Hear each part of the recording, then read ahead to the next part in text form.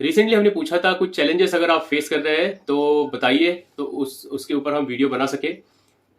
तो कुछ लोगों ने ये पूछा था कि इमोशंस जो है, नेगेटिव इमोशंस जिनके बारे में हम कुछ कर नहीं सकते हैं, ऐसी वाली इमोशंस हमेशा माइंड में स्टक रहती है और वो निकल नहीं पाती काफ़ी प्रयास करने के बाद भी। तो ऐसे समय पे क्या करना चाहिए, तो इस वीडियो के माध्यम से हम वही देखेंगे। सबसे पहले तो ऐसे क्यों होता है कि इमोशंस जो है वो, पहले तो इमोशंस आते कैसे हैं ये हमें समझना ज़रूरी है। अगर बाहर कुछ भी स्टिमुलेशन है, जैसे कि कोई घटना है, कोई व्यक्ति है, कुछ भी है, जो कुछ हम देखते हैं, तो उसे हमारा जो माइंड है, हमारा जो एक परसेप्शन है, उसके द्वारा देखा जाता है। फिर डिसाइड होता है कि इस घटना के ऊपर हमें कैसे थॉट लाने हैं, और वो थॉट्स जैसे ही आते हैं तो वो थॉट्स का जो भी पास्ट एक्सपीरियंसेस के साथ में लर्निंग हो चुका होगा उससे वो जुड़ जाते हैं, और उस एक्सपीरियंस को जो इमोशंस स्टिमुलेट करती है वो इमोशंस आते हैं। जैसे कि अगर मैंने बाहर किसी को फाइट करते हुए देखा, तो ऐसे समय पे क्या होता है, मैंने देखने के बाद मैंने एक एनालिसिस किया कि हाँ यहाँ पे फाइट चल रही है, तो मेरे दिमाग में थॉट आएंगे फाइटिंग से रिलेटेड। फिर फाइटिंग से रिलेटेड थॉट आने के बाद उस थॉट से जुड़ी हुई जो भी इमोशंस होती है वो इमोशंस आएंगे, जैसे कि गुस्सा या फिर रेज या फिर जो भी कुछ इमोशंस आपके पास्ट एक्सपीरियंसेस में ऐसी सिचुएशंस या ऐसे थॉट से जुड़ी हुई है वो आएंगी। तो इसी प्रकार सैडनेस है या फिर डिप्रेस फीलिंग है, जो भी है, तो वो सारी फीलिंग्स हमें आती है। तो सबसे पहले बाहर घटना घटित होती है, सेकंड उसको एनालाइज किया जाता है, थर्ड उसके अनुसार कोई थॉट आता है दिमाग में, फिर फोर्थ लेवल पे इमोशंस आते हैं। और इमोशंस जो है वो काफ़ी लॉन्ग लास्टिंग रहते हैं दिमाग में। सी इमोशंस क्या है एग्जैक्टली, इमोशंस कुछ केमिकल्स है, कुछ केमिकल्स है जो ब्रेन में फैल जाते हैं और काफ़ी टाइम वहाँ पे रहते हैं, जिस वजह से हमें बार बार वो फीलिंग होती रहती है। अभी घटना बाहर घटित नहीं भी हो रही है लेट गो में प्रॉब्लम क्या आता है, हमेशा हम हमारे दिमाग में काफ़ी चीज़ें सोचते रहते हैं जो होती नहीं है या फिर हो चुकी होती है या होने वाली हो सकती है, ऐसी एक संभावना होती है। तो घटित नहीं होती, लेकिन हमारे ब्रेन को क्या लगता है, जब भी हम वो थॉट लाते हैं, हमारे अंदर बैठे हुए जो ब्रेन है उस ब्रेन को क्या लगता है ये तो रियल में है, तो बाकी जो इमोशनल रिस्पॉन्स है वो सेम देता है। वो बाहर से कोई घटना घटी, फिर देखा और फिर इमोशनल रिस्पॉन्स आया, या दिमाग के अंदर मैंने वो थॉट सोचा और उसके बाद इमोशनल रिस्पॉन्स आया, तो दोनों भी चीज़ें एक तरह से ही होती है। जो रिस्पॉन्स है वो ब्रेन का एक ही तरह से आएगा। तो नेगेटिव जो केमिकल्स है वो उस समय पे भी ब्रेन में आएंगे। जैसे कि अगर कोई व्यक्ति आपको बिल्कुल पसंद नहीं है, तो ऐसा व्यक्ति सामने आएगा तो भी आपको वही फीलिंग आएगी, या फिर ऐसे व्यक्ति के बारे में अगर हम सोचते भी है तो भी वही फीलिंग आएगी, क्योंकि ब्रेन की कोई ट्रेनिंग हुई नहीं होती है कि डिफरेंशिएट करना कि क्या रियलिटी है, फिजिकल रियलिटी, और क्या सिर्फ हम मेंटली सोच रहे हैं। तो ये दोनों में डिफरेंशिएट ब्रेन को नहीं करने आता, तो जो भी हम सोच रखते हैं वही उसी प्रकार की फीलिंग हमें हमेशा आती रहती है। अभी जो अभी हमें देखना है कि लेट गो करने के लिए फीलिंग्स को, सबसे पहले तो यहाँ पे कंडीशन हमने समझ रखी है, एजम्पशन है कि कुछ सिचुएशंस ऐसी है जिसके ऊपर हमारा कंट्रोल नहीं है, लेकिन फिर भी माइंड में स्टक हुई है। तो इस तरह की फीलिंग जब भी आती है तो primarily we need to understand one thing, that we are not our emotions. Okay, emotions are not the fact. Emotions कोई फैक्ट नहीं है, emotions are just emotions, they come and they go. Brain में कुछ समय वो chemicals रहेंगे, फिर वो चले जाएंगे। लेकिन हम हमेशा क्या गलती करते हैं कि वो इमोशंस को खुद को आइडेंटिफाई कर लेते हैं। जैसे कि अगर आज सैड फीलिंग हो रहा है तो वी यूज टू से आई एम सैड। तो ये जो हम खुद को बता रहे हैं, खुद को आइडेंटिफाई कर रहे हैं इमोशंस के साथ में, वो नहीं करना चाहिए। इसकी आदत बनानी चाहिए कि currently I am feeling sad, मतलब मेरा माइंड का अभी का स्टेट है सैडनेस।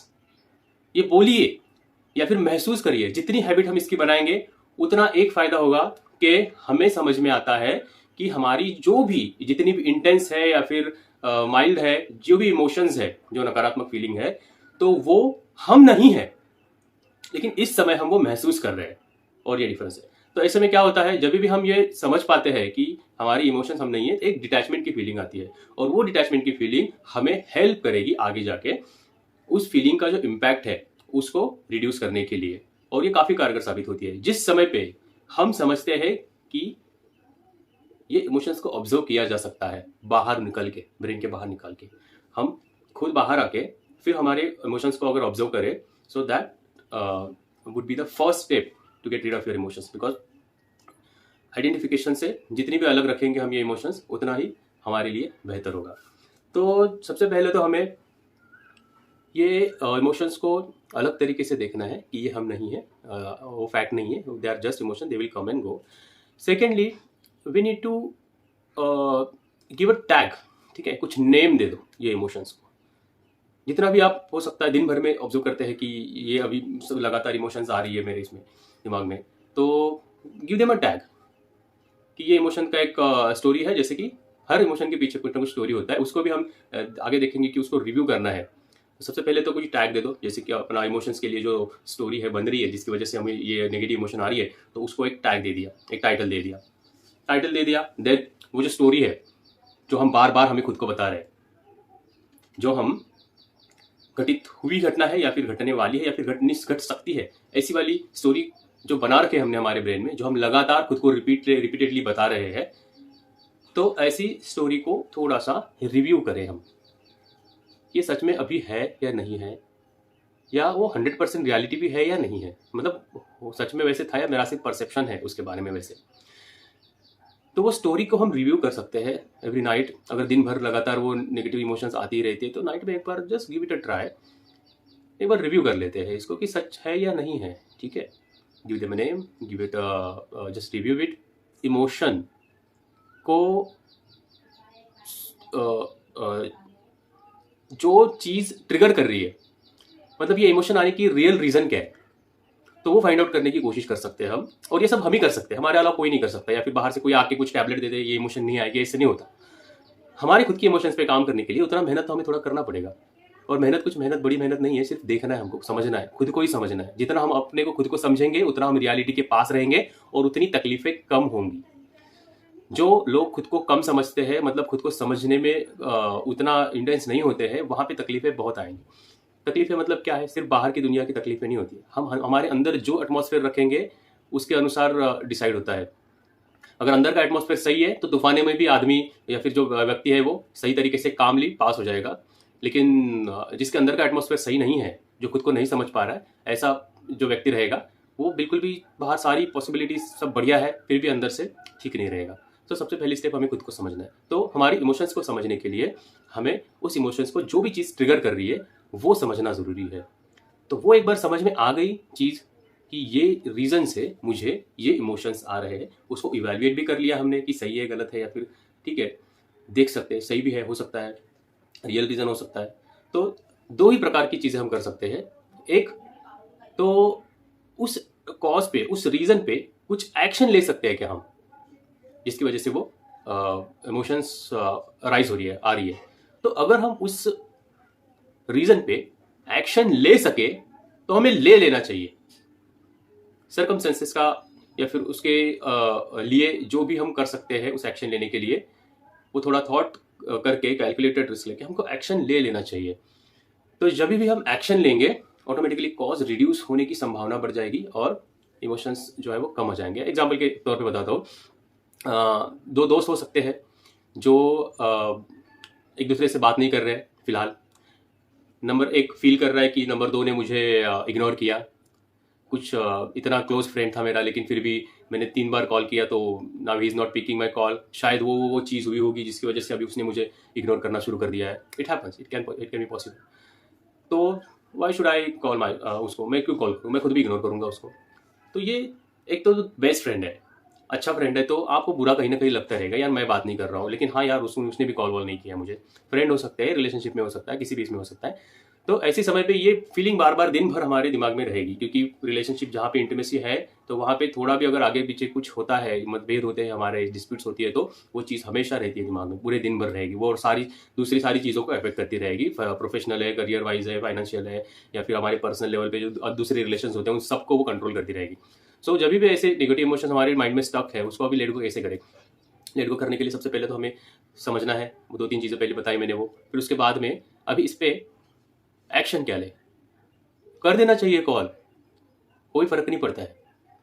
जब भी आप कॉल करोगे, समझने की कोशिश करोगे, जो आप एक्शन लोगे तो वो रिजॉल्व होगा, और एक्शन नहीं लोगे तब तक वो इमोशन हमारे पीछे घूमती रहेगी। तो जो भी ज़्यादातर रिलेशनशिप में क्या होता है, मिस इंटरप्रिटेशन बहुत होते हैं।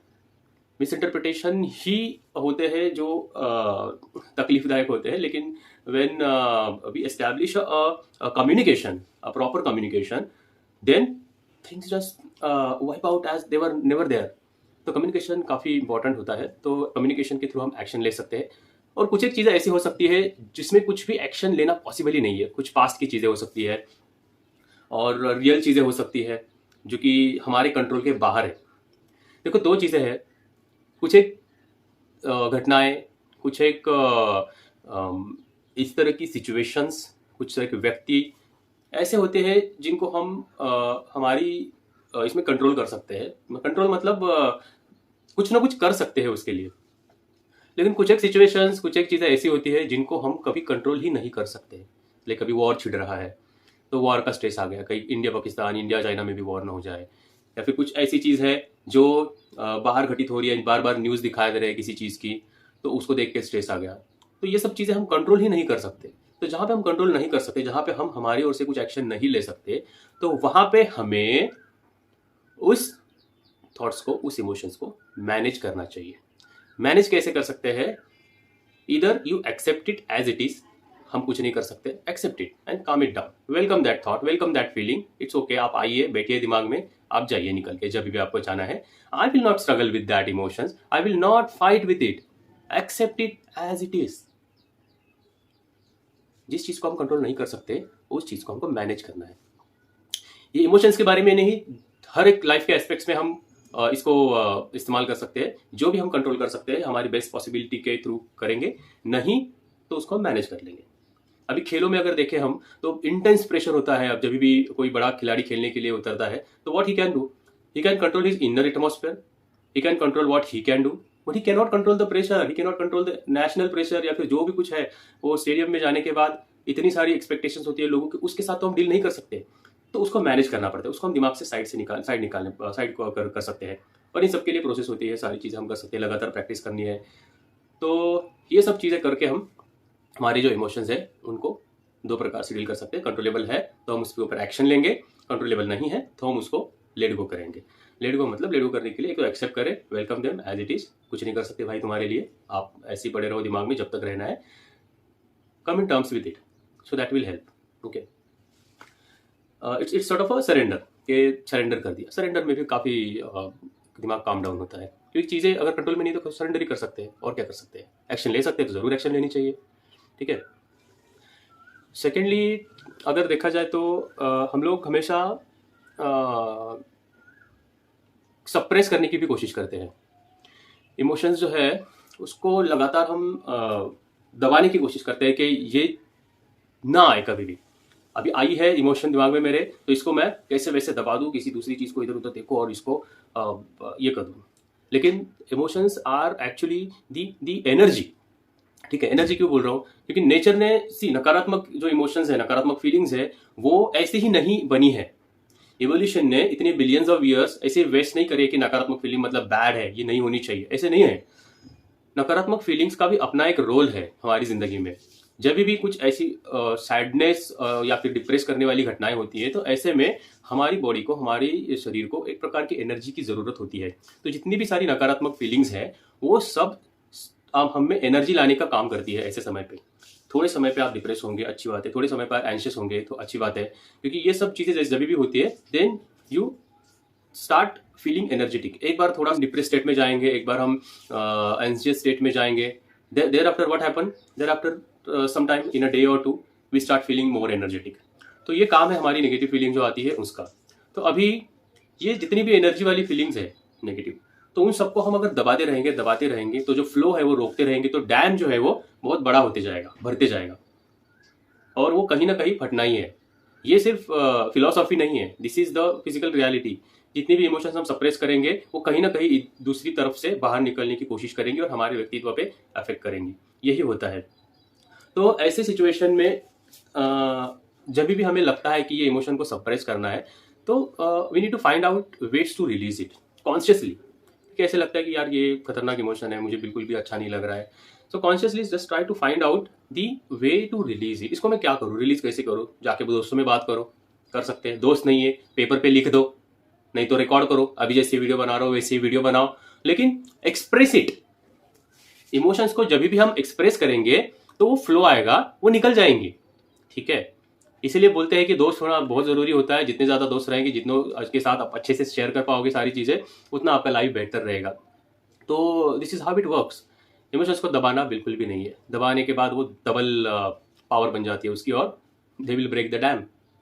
ओके, सो उसमें हम और एक बात कर सकते हैं कि जब भी इमोशन दबाने की बात दिमाग में आ रही है, तो खुद को पूछो कि ये इमोशन में रह के, इमोशन को दबा के या फिर इसी स्टेट में रह के मुझे कुछ सोल्यूशन मिलना है क्या? अगर मिलना नहीं है तो रिलीज करो उसको। अगर सोल्यूशन मिलना है, वो इमोशनल स्टेट में रह के हमें लगता है कि कुछ ना कुछ अच्छी घटनाएं घटेंगी अगर ऐसे रह के, तो उसको पकड़ के रखो। अगर नहीं है तो लेट इट गो, ठीक है। देन ऐसे होता है कि इस तरह की बहुत सारी इमोशंस दबा के हम रखते हैं बहुत काफ़ी टाइम से, और उसको क्या करते हैं, एक बैगेज बना लेते हैं। जैसे अगर हम लोग क्या है, एक ट्रैवलर है, ओके। तो every day, every single day we are travelling each day in life. तो पुराने 10 साल पहले का अगर बैगेज हम लेके चले जिसका कोई इस्तेमाल ही नहीं है, मान लेते हैं अगर माउंट एवरेस्ट में जाना है हमें, तो माउंट एवरेस्ट में जाना है तो बड़े बड़े बैगेज ले जाके क्या मतलब है, हम लोग पीक पे पहुंच ही नहीं पाएंगे। इन सिमिलर वे, जितने भी पुराने वाले बॉन्डेज है या फिर पुराने वाले फीलिंग्स है नकारात्मक, जिसको हम अभी कुछ कर नहीं सकते, कुछ हो नहीं सकता, ऐसी वाली फीलिंग्स और ऐसी वाली सारी चीजें हम लेके हमारे लाइफ के टॉप पे नहीं जा सकते, तो उसको वहीं पे छोड़ना ही जरूरी है। तो ये सब बैगेज है, अननेसेसरी बैगेज। तो इतना तो हमको खुद को बताना है कौन सा अननेसेसरी बैगेज है, कौन सा नेसेसरी है, और जो नेसेसरी चीज है उसको लेके हम आगे बढ़ सकते हैं। And this is not philosophy, this is the reality. ये जितनी बार आप रिपीट करोगे, जब भी कोई पास की नेगेटिव फीलिंग आ रही है, ये बैगेज है अननेसेसरी या इसका कुछ इस्तेमाल है, बैगेज है, then leave it. Leave it करने के लिए एक तो एक्सेप्ट करो as it is, surrender it as it is, I can't do anything about it, and welcome it, be there and go, okay. So हमेशा जितने भी बैगेज है हमारे इसमें दिमाग में लेके हम घूम रहे हैं, तो वो सारे बैगेजेस को एम्प्टी करने की कोशिश हमें करते रहने चाहिए। There is no use of going ahead with that, ठीक है। रिपीट करते रहेंगे तो बेहतर रहेगा। एक बार में इसमें कोई सिक्सर नहीं मारता, प्रैक्टिस करनी पड़ती है लगातार। ये सारी चीज़ें इमोशनल है, मतलब माइंड से वो रिलेटेड है। माइंड से रिलेटेड हर चीज़ जो है वो उसको प्रैक्टिस के बिना काम नहीं करती, तो हमें प्रैक्टिस करना बहुत ज़रूरी है। एक थॉट हमेशा दिमाग में रखना चाहिए कि मैं एग्जैक्टली कहाँ पे लाइफ को एक्सपीरियंस कर रहा हूँ, मैं एग्जैक्टली कहाँ पे जी रहा हूँ, इनसाइड माई माइंड और इन फिजिकल रियलिटी। जब भी ये लेट गो करने की बात है आ रही है या फिर उस तरह की सिचुएशन है, most of the time we are living inside our brain, reality में नहीं जीते। Then what's the use of living inside our brain all the time? हम एज अ लाइफ इस अर्थ पे है, तो we need to act as a like we need to do some sort of actions in physical reality. अपने दिमाग के अंदर ही बैठने का क्या मतलब है, क्या फायदा है? So we need to evaluate where I am living. Am I living inside my brain all the time, or am I really living in this world and enjoying the life itself? Okay, so that we need to evaluate. और night का जो time है वो हमेशा अच्छा time रहता है, जब भी इस तरह की फीलिंग या फिर इस तरह की स्टेट ऑफ माइंड में हम है नेगेटिविटी के, तो नाइट में हमेशा इवैल्यूएशन का एक 2 मिनट हमेशा जरूर रखना। 2 मिनट इवैल्यूएट करना ही करना है हमें कि मैं कहाँ पे जी रहा हूँ, अंदर जी रहा हूँ, बाहर जी रहा हूँ। बाहर अंदर है तो उसके क्या रीजन है, रूट कॉज क्या है, देन उसको डिस्प्यूट करो, ओके। देन लास्ट में तो मैं ये बताना चाहूँगा कि जो भी फीलिंग है, अभी जो भी स्टेट ऑफ माइंड है, वो स्टेट ऑफ माइंड में रह के मेरा फायदा है क्या? वो स्टेट ऑफ माइंड में रह के 10 साल के बाद मुझे कुछ फायदा होना है क्या?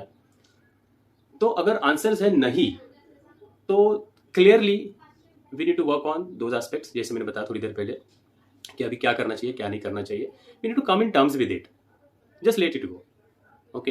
एंड ये जो प्रोसेस बताए उस प्रोसेस के अनुसार हम जाएंगे, then the intensity will reduced. जब भी इंटेंसिटी रिड्यूस होगी मतलब यहाँ पे 3 बातें होंगी। एक तो इंटेंसिटी रिड्यूस होगी, दूसरा आपको समझ में आएगा कि आप जो है वो इमोशंस नहीं है, आप जो इमोशंस फील कर रहे हैं those are not facts, those are just emotions, so you feel separate from the emotions, intensity कम हो जाएगी। देन ये 2 चीजें जैसी होती है, देन बाकी जो पॉसिबिलिटीज है आगे बढ़ने की या फिर इसको लेट गो करके जो रियल एस्पेक्ट्स ऑफ लाइफ है उस पर फोकस करने की, वो बढ़ जाती है। तो वहां पे हम हमारा फोकस डाइवर्ट कर सकते हैं। अभी फिलहाल जहां पे हमने इन्वेस्ट कर रखा है हमारा फोकस, वही हमें एक्सपीरियंस होगा। अगर हमने हमारे पास्ट या फिर नेगेटिव इमोशंस पे ही फोकस करके रखा है तो देयर इज नो वे कि हमें पॉजिटिव चीजें मिले या फिर अच्छी चीजें मिले जो हम फील अच्छा करते हैं। ऐसी चीजें नहीं मिल सकती जब तक हमारा फोकस हम वहां पे डाइवर्ट नहीं करेंगे। तो फोकस डाइवर्ट वहां पे करने के लिए यहां से छुड़ाना तो पड़े, यहां से छुड़ाएंगे तो वहां पे जाएगा। किसी भी प्रोडक्टिविटी में, किसी भी ऐसी चीज में जहां पे हमें कुछ अच्छा महसूस होता है, वहां पे हमें फोकस करने से ही वो चीज आती है। तो to move ahead in life we need to release all the negativity और all those garbages which are keeping us towards back, पीछे जो भी हमें रख रहा है उसको हमें छोड़ना चाहिए। तो ये जो लेट गो करने वाली इमोशंस है वो बहुत बड़ा एक बॉन्डेज हो सकता है, फिर बहुत बड़ा एक पत्थर हम लेके सर पे चल रहे ऐसे हैं, तो उसको फेंक देना चाहिए, ठीक है, डुबा दो उस पानी में, क्योंकि हम लोग पीछे नहीं जा रहे, आगे जा रहे। तो आगे जाने के लिए we need to have more inspiration. हमको गोल जितना हो सकता है अच्छे गोल, बेहतर गोल रखिए। So give more things to you which can make you feel good. जो भी अच्छा लग रहा है, अच्छा पॉसिबल है ऐसे लगता है, उसको करिए, उसको सोचने की कोशिश करिए और वहाँ पे फोकस करिए इन सब चीज़ों को छोड़ के। तो जिस तरह से 3-4 चीज़ें बताई वो सब प्रैक्टिस करिए। वन शॉट में कभी नहीं होता है, इसको लगातार प्रैक्टिस, लगातार रिपीटेड बोलना जरूरी होता है सब खुद को, और फिर उसके आगे हम काम कर सकते हैं। इसका रियल रीज़न क्या है पता है? कि लगातार प्रैक्टिस करनी पड़ती है। अभी इतने 2-3 सालों में या फिर 4-5 सालों में जो भी हमारी लर्निंग हो चुकी होती है, तो उस लर्निंग का एक एरिया बन चुका है हमारे ब्रेन में। Okay, it's a territory. Then नया पॉजिटिविटी का एरिया बनेगा, वो छोटा सा बनेगा क्योंकि उसकी लर्निंग एक दिन की। अभी एक वीडियो देखा तो उसका छोटा सा लर्निंग मिला है, सिर्फ कुछ एक न्यूरल कनेक्शंस जुड़े हुए हैं। तो जैसे ही हमेशा हम देखते हैं कि कोई दूसरा देश हमारे देश के जो टेरिटरी है उसको ऑक्युपाई करने की कोशिश करते रहता है, वैसे ही सिर्फ बाहर नहीं होता, हमारे ब्रेन के अंदर भी होता है। जो नेगेटिव एरिया रहेगा, नेगेटिव पैटर्न्स लर्न करे हुए एरिया रहेगा, वो बड़ा रहेगा, और पॉजिटिविटी का छोटा रहेगा, तो वो हमेशा उसको ऑक्युपाई करने की कोशिश करेगा। And this happens due to energy. Okay, इस एरिया को ज्यादा एनर्जी चाहिए ब्रेन की, तो ये इसको स्ट्रॉन्ग करेगा, इसके बिलीफ स्ट्रॉन्ग करेगा। उस एरिया को, जो पॉजिटिव एरिया है, उसको एनर्जी नहीं मिलने देगा। तो हम जब रिपीट करते हैं तो पॉजिटिव थॉट्स के जहां पे भी न्यूरल कनेक्शंस बने हुए हैं उसको हम स्ट्रेंथन करते हैं, उसका एरिया बढ़ाते हैं। तो उसका एरिया जैसे ही बढ़ता जाएगा तो यहाँ पे जाने वाली एनर्जी वहां पे ब्रेन सप्लाई करते रहेगा और वो हमारा अच्छा पॉजिटिव बिलीफ स्ट्रॉन्ग होते जाएगा। This is the science behind it. So जितनी भी आप अच्छी चीजें रिपीट करोगे, हमारी रूटीन में लाओगे, रिव्यू करोगे, तो वो चीजें आप सीख जाएंगे, वो हमारा पार्ट ऑफ कैरेक्टर बन जाएंगी। So make it as a part of your character and live the life you want to live and let all the garbage go. Thank you.